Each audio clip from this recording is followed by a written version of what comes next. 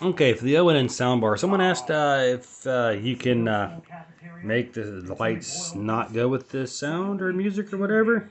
Okay, see that little on the remote here? There's a little light bulb. Right now I have the lights set to off, but hit the button once and it kind of goes with the sound, flashes with the sound.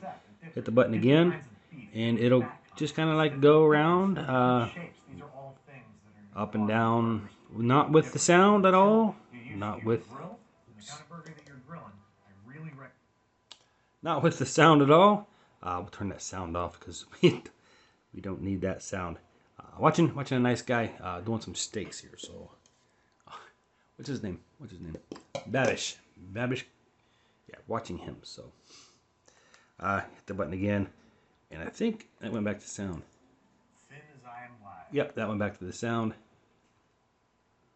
or in conjunction with the sound. You have to have the sound turned on if you see it, but